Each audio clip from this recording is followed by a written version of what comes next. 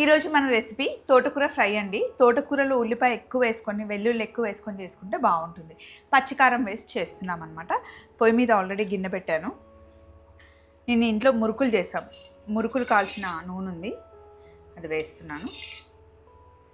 కొంచెం వేపుల్లో నూనె ఎక్కువ పడితేనే బాగుంటుంది. ఇందులో సన్నగా తరిగి పెట్టుకున్న ఉల్లిపాయలు వేసేద్దాం. ఇందులో ఉప్పు వేద్దాం. నూనెలో ఉల్లిపాయలు మంచిగా వేగాలన్నమాట. కొంచెం ఎక్కువ ఉల్లిపాయలు వేస్తేనే బాగుంటుందండి. మూత పెట్టేసి ఉల్లిపాయలు చక్కగా మగ్గనిద్దాం. ఉల్లిపాయలు మగ్గే లోపల మిక్సీ జార్లో పచ్చిమిర్చి,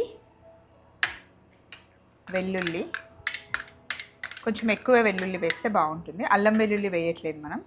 అలాగే జీలకర్ర 1 టీ స్పూన్. దీన్ని కచ్చాపచ్చాగా మిక్సీ పట్టుకోవాలి.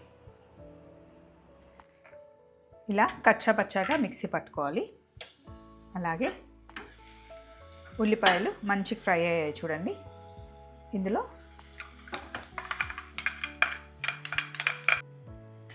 అలాగే కాస్త పసుపు వేసి మంచి మిక్స్ చేద్దాం. కాస్త పచ్చివాసన పోయేంత వరకు వేగనివ్వాలి.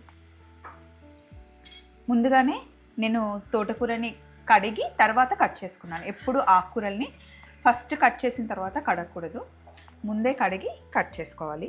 తోటకూరలో మనకి 2 రకాలు ఉంటాయి. ఒకటి తెల్ల తోటకూర, ఒకటి ఎర్ర తోటకూర. ఎర్ర తోటకూర బాగుంటుందండి, మంచి పుల్ల పుల్లగా బాగుంటుంది అనమాట. సో ఇప్పుడు దీన్ని ఇందులో వేసేస్తున్నాం.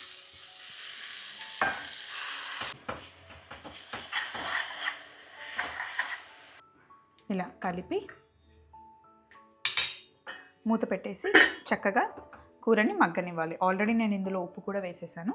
మగ్గడానికి ఇంకొక 15 మినిట్స్ పడుతుంది. చిన్న మంటలో మగ్గనివ్వాలి. మధ్య మధ్యలో కర్రీని నేను కలుపుతూ ఉన్నాను.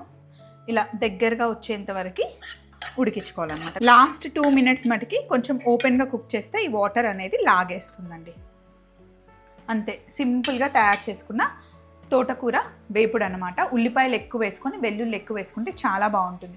దేంట్లోకైనా కొంచెం కర్రీతో ఎక్కువ అన్నం తినొచ్చు. చపాతీతో, పుల్కాతో అంత బాగుంటుంది.